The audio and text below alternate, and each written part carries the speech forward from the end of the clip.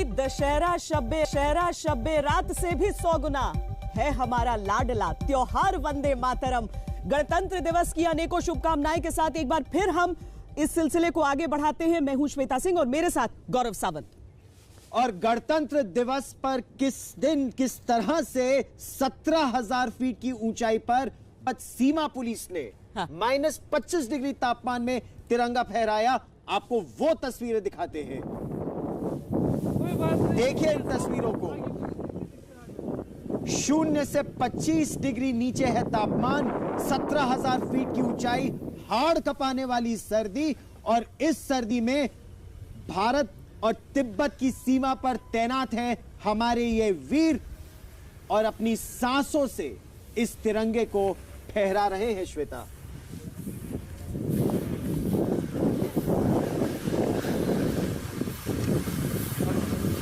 ITBP एक ऐसी force है जिसे साल में हर महीने इतनी ही ऊंचाई और लगभग ऐसी ही दुर्गम परिस्थितियों में तैनात रहना पड़ता है। आईटीबीपी के ये जवान, अब देखिए कि जब बर्फ के बीच में तिरंगे का वो लहराना होता है तो इससे सुंदर रंग, इससे खूबसूरत रंग दुनिया में कहीं नहीं हो सकते हैं कि नीला हो आसमान, बर्फ की सफेद चादर और उस पर इठलाता हमारा तिरंगा। और साथ में आईटीबीपी की ध्वज को भी लेकर आगे बढ़ रहे हैं आईटीबीपी के ये जवान -25 डिग्री में। जन सहाय, चाहे आईटीबीपी हो, भारतीय सेना हो, खासतौर पर इस परिस्थिति में वास्तविक नियंत्रण रेखा पर इनकी तैनाती यही चाइना का मनोबल तोड़ देती है। कोई शक नहीं है इसमें। और मैं एक चीज़ नोटिस कर रहा हूँ कि ये हवा से जो है तिरंगा जो है वो नहीं लहरा रहा, ये सब देशवासियों के आशाओं से लहरा रहा है। और उन लड़कों को देखिएगा जैसे वो तिरंगा उठा के चल रहे हैं, और शान उनमें देखिएगा कैसे वो चल रहे हैं। और क्या शान है कि अपना तिरंगा जो है इस इंडो चाइना बॉर्डर पे उन्होंने तैनात किया हुआ है। और इसी वजह से, इन जवानों की वजह से जो ये मुंह तोड़ जवाब देते हैं, चाहे ईस्ट में हो या वेस्ट में हमारे दुश्मन हो, जो मुंह तोड़ जवाब दिया जाता है, यही जवान हैं जो खड़े होके और ईंट का जवाब पत्थर से देते हैं। और वही आपने गलवान में देखा, और वही अभी मेरे ख्याल से 20 तारीख को एक और स्क्रिमिश हुई थी सिक्किम में, वहाँ में भी ये देखा। और आप देखते रहेंगे, ये नया भारत है जो आंखें झुकाता नहीं है, सामने वाले को आंखें झुकाने पर मजबूर करता है। साथ साथ में हम तस्वीरें भी आपको दिखा रहे हैं। इस समय आप उड़ीसा की तस्वीर देख रहे हैं जहां पर मुख्यमंत्री नवीन पटनायक है और तिरंगे के सम्मान में वहां पर ये जो आयोजन हो रहा है उसकी तस्वीरें हैं ये। इसके साथ ही बाकी अलग अलग जगहों से भी, जैसे भारतीय जनता पार्टी के दफ्तर में जेपी नड्डा ने झंडोत्तोलन किया है, वो सारी तस्वीरें एक एक करके हम आपको दिखा रहे हैं। लेकिन जो जवान जब निकलते हैं तिरंगे को लेकर तो उसकी तस्वीर, उसकी छटा अलग होती है। और इसके साथ ही मुझे लगता है गौरव, मैं एक और बात कहना चाहूंगी, वो ये कि बहुत सारे लोग जो होते हैं वो तिरंगा लेते हैं गणतंत्र दिवस के मौके पर, आज़ादी के पर्व पर, और उसके बाद जमीन पर बिछ जाता है। आज उत्सव का समय, अब देखिए उस तिरंगे का किस तरह से ख्याल रखते हैं, सम्मान करते हैं हमारे जवान। कम से कम पूजा की सामग्री को जिस तरीके से किसी के चरणों के नीचे नहीं आने देते हैं, उसी तरीके से आपको तिरंगे के साथ भी करना पड़ेगा। आप अपना तरीका निकालिए और तिरंगे का इस तरह सम्मान हो कि सड़कों पर वो न नजर आए, हमेशा नजर आए तो आसमान में लहराते हुए। इसमें कोई संदेह नहीं, क्योंकि ये जो तिरंगा है, एडमिरल सिन्हा, एक बार वर्दी पहन ली तो जज्बा वही होता है, या तो झंडा फहराएंगे या उसमें लिपट कर आएंगे। ये बिल्कुल ठीक कहा गौरव आपने। मैं एक चीज़ और बता दूं यहाँ पर कि नौसेना में जब हमारी शिप्स और सबमरीन बाहर होती हैं और वहाँ झंडोत्तोलन होता है, जिस समय झंडे को नीचे किया जाता है तो वहाँ पे 2 जवान अलग से खड़े रहते हैं कि वो झंडा ज़मीन में ना टच कर जाए, और उसे वहीं पर अच्छी तरह से समेट कर उसको रखने के लिए एक अलग जगह होती है। तो ये हमारा हम सम्मान देते हैं। और अभी जैसे जनरल सहायक कह रहे थे कि वो शान है उसकी, तिरंगा जब फौज के लड़के हमारे जब वहाँ तिरंगा लेकर चलते हैं हाथ में, मैं तो कहूँगा कि इतनी ऊंचाई पे तिरंगा लहरा ही सकता है। 17,000 की फुट पे हमारा तिरंगा भी तो 17,000 फुट पर चढ़ गया है। सही बात है, क्योंकि इस समय की अगर स्थिति की हम बात करें तो हमारे देश के सामने चुनौतियां बड़ी हैं, चाहे वो बाहरी चुनौती हो, आंतरिक चुनौती हो, हर ओर उसी तिरंगे के सम्मान के लिए एयर मार्शल त्यागी देशवासी तन मन धन सब न्यौछावर करने के लिए पूरी तरह से तैयार रहते हैं। जी हाँ, ये तैयारी जो हमेशा चलती रहती है, उसके कुछ मौके आते हैं जिसमें कि जब संकट आता है देश के ऊपर तो लोग अपनी जान न्यौछावर करने के लिए तैयार हो जाते हैं, पर इसकी तैयारी जो होती है सदा रहती है। एक बार जो आज बहुत महत्वपूर्ण है, एक चीज, हर विषम परिस्थिति को भारत ने किस तरह एक अपॉर्चुनिटी, एक अवसर के रूप में तब्दील किया। जो चुनौतियों की हम बात कर रहे हैं, चीन वास्तविक नियंत्रण रेखा पर, पाकिस्तान से आ रहा आतंकवाद नियंत्रण रेखा पर, आंतरिक खतरा आतंकवाद का तो है ही, एक बड़ी समस्या थी कोरोना वायरस की। दुनिया ने इस तरह की कठिन परिस्थिति पहले नहीं देखी थी श्वेता, लेकिन भारत ने उस को भी एक अवसर में बदला और न केवल 2 मेड इन इंडिया वैक्सीन हमारे देशवासियों की रक्षा कर रही हैं, मित्र देशों की, ब्राजील तक में लोगों की रक्षा कर रही है मेड इन इंडिया वैक्सीन। जी, कोरोना काल की वजह से हालांकि बहुत कुछ है जो इस बार अलग होगा। जैसा हमने आपको बताया भी कि जो परेड की दूरी है वो अब कम कर दी गई है, 5 किलोमीटर तकरीबन कम है। झांकियां आगे तक जाएंगी। जो जवान हमारे परेड करते हुए निकलेंगे उनमें 1.5 मीटर की दूरी, 1.5 मीटर का सेपरेशन, यानी जितने पहले रहा करते थे उससे काफी कम रहेंगे, लेकिन आपको देखने में ऐसा पता नहीं चलेगा। साल करते हुए ये आगे बढ़ते हैं। खासकर इस बार डेयर डेविल्स नहीं होंगे, जैसे हर साल आपको मोटर बाइक्स पर करतब दिखाते हुए आगे बढ़ते हैं। पिछली बार मुझे याद है सीआरपीएफ की लड़कियां थीं जो कि आगे बढ़ रही थीं उन मोटर बाइक्स पर, लेकिन इस बार वो नहीं होगा।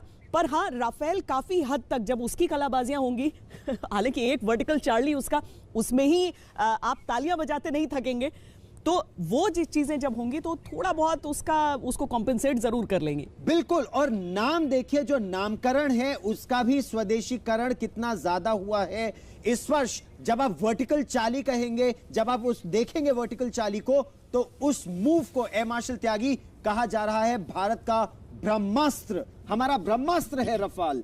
इस बार हम भीम फॉर्मेशन देखेंगे, इस बार हम एकलव्य फॉर्मेशन देखेंगे, तो ये स्वदेशीकरण काफी तेजी से हो रहा है वायुसेना में। जी हाँ, ये 42 जहाज़ों का जो है आज ये डिस्प्ले, इसमें रफाल तो है ही है महत्वपूर्ण, और आपने जैसे पहले बताया कि डकोटा भी इसमें पार्टिसिपेट कर रहा है, सिंबॉलिक है बहुत।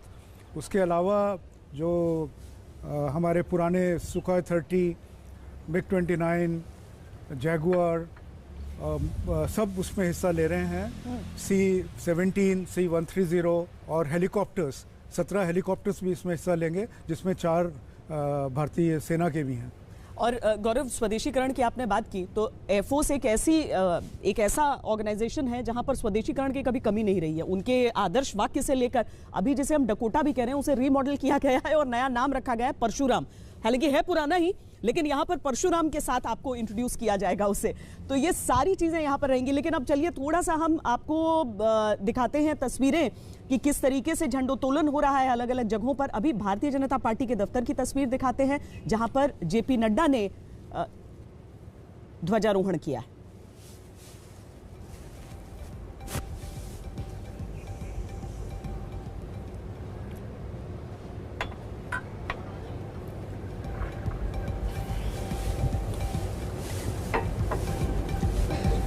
तो आपने संघ मुख्यालय की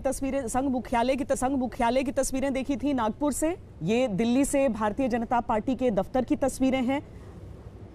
साथ ही अलग अलग राज्यों से, अभी तक उड़ीसा, राजस्थान की तस्वीरें हम आपको दिखा चुके हैं।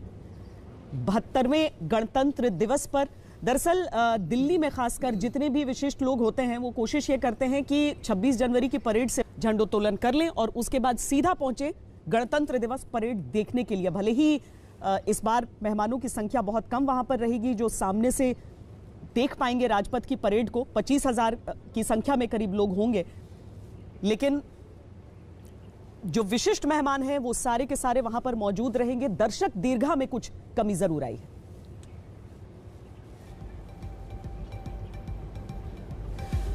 और इसीलिए एडमिरल सर, हम लोग अलग अलग क्षेत्रों की बात जरूर कर रहे हैं यहाँ पर, लेकिन जब तिरंगा सजाते हैं, जैसे हमने एयरफोर्स की बात की, आर्मी की बात की, मैं युवा वर्ग जिस तरीके से आजकल जुड़ रहा है सेनाओं से, आप वो बदलाव देखते हैं आज, जो एक तरह से जो हुंकार भरते हैं आज, जो हालांकि हम लोग भी जब छोटे छोटे थे तो उतने ही इंटरेस्ट के साथ हम टीवी स्क्रीन के सामने बैठते थे, लेकिन आज तिरंगे को जिस तरीके से सपोर्ट कर रहे हैं सब, मुझे तो ये बदलाव बड़ा अच्छा लगता है एडमिरल सिन्हा। नहीं, ये बहुत आपने बहुत अहम बात कही है। आज देखिए, बच्चे घर में चले जाइए और आज के दिन का वो भी वैसे ही इंतजार करते हैं जैसे हम क्या करते थे अपने बचपन में। त्योहारों की परंपराएं बदल रही हैं, लेकिन इसकी परंपरा जस की तस है। और दूसरी एक बड़ी अच्छी बात हुई, आज सवेरे हमारे एक बांग्लादेश के मित्र हैं जो हमारे साथ नेशनल डिफेंस कॉलेज किए थे, तो उन्होंने शुभकामनाएं दी आज गणतंत्र दिवस के अवसर पर। तो मैंने उनको इधर से बधाई दी कि आपको भी बधाई, क्योंकि आपका प्लाटून जो है आज बहुत प्राउड के साथ, बहुत गर्व के साथ हमारे राजपथ पर आज मार्च कर रहा है। सो उन्होंने एक वो इमोजी भेजी जिसके अंदर हंसता हुआ चेहरा दिखाता है। नहीं, क्योंकि बहुत अहम बात है, बांग्लादेश और भारत दो देश जिन्होंने एक साथ बांग्लादेश की धरती को जनरल सहाय अपने खून से सींचा उस धरती को, जिससे पाकिस्तान का जो वहां पर दहशत थी पाकिस्तान की, पूर्वी पाकिस्तान में, उसको खत्म किया, जड़ से उखाड़ा। और यह बहुत बड़ी सफलता है कि 93,000 पाकिस्तानी सैनिकों ने आत्मसमर्पण किया और एक नए देश का जन्म हुआ। आज 50 साल उस घटना को बीतने वाले हैं, उसका शुभारंभ हो रहा है जब बांग्लादेश का कंटिंजेंट यहां पर होगा गणतंत्र दिवस परेड पर। बिल्कुल सही कहा आपने और इसमें एक बड़ी अहम चीज़ है कि भारतवर्ष ने अपने आप जाके बांग्लादेश को क्रिएट नहीं किया है। उस टाइम ईस्ट पाकिस्तान ने इनवाइट किया इंडिया को कि आप आके हमको बचाइएगा, क्योंकि इंडिया का, भारत का ये एक फ़िलॉसफी है, पॉलिसी है कि वो किसी देश को मदद करता है। मालदीव्स की मदद की हम लोगों ने ईस्ट पाकिस्तान को अलग करके बांग्लादेश बनाया। और तीसरी बात मैं आपको ये भी कहना चाहता हूँ, मैं यूनाइटेड नेशन में बांग्लादेश ट्रुप्स के साथ मैंने काम किया है। इतने फैंटास्टिक लड़के हैं और इतने अच्छे लड़के, इनके ट्रुप्स, इनके ऑफिसर्स, इनके जवान, कि मज़ा आ जाता है इनके साथ नौकरी करने का। जैसे हमारे जवान हैं, इसी प्रकार से उन्होंने सेम इथॉस जो हमारे भारतवर्ष के जवानों में है, वही उन्होंने इथॉस अपना बांग्लादेश आर्मी में भी रखा है। वो एक बड़ी अच्छी बात। नहीं, ऐसे भी कहा जाता है ना कि परंपराएं वही इंसान कैरी करता है जिस तरह से वो ट्रेन हुए हो। आप देखिए, उनके साथ मिलकर हम लड़े तो, और आज हम वैक्सीन उन्हें देते हैं। आज भारत वैक्सीन मैत्री करता है बाकी लोगों से। तो हिंदुस्तान का तो रुतबा ऐसा ही रहा है, हमने न कभी किसी पर आक्रमण किया, लेकिन अगर किसी ने सामने से एक वार करने की भी कोशिश की तो उसे ऐसा जवाब मिला कि उसके बाद वो सोच भी नहीं सकता।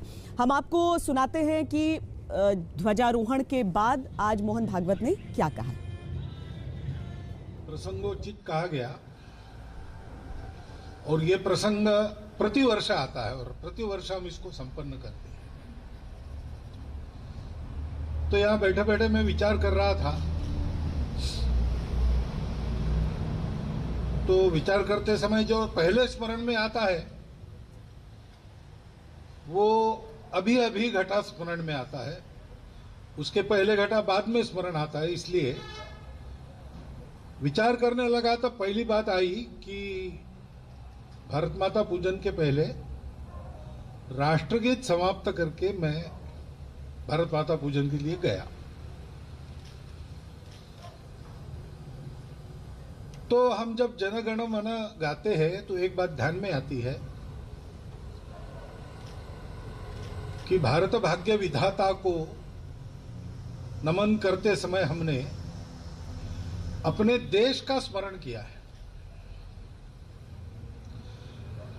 पंजाब, सिंध, गुजरात, मराठा, द्राविड़, उत्कल, वंग, विंध्य, हिमाचल, यमुना, गंगा, यानी देश की भूमि, उसकी मर्यादा यानी सीमा, और उसके अंदर जो नदी पहाड़ सब है, यानी भूमि का स्मरण करते हैं तो उस भूमि पर जो नाम है वो वहां की भाषा या किसी न किसी बात का निर्देश करते हैं जो वहां रहने वाले लोगों की विशेषता है। नमस्कार, मैं हूं अंजना ओम कश्यप। हमें उम्मीद है ये वीडियो आपको पसंद आया होगा। लेटेस्ट खबरों के लिए यूं ही देखते रहिए आज तक, और इस वीडियो के पसंद आने पर लाइक, शेयर एंड सब्सक्राइब करना ना भूलें।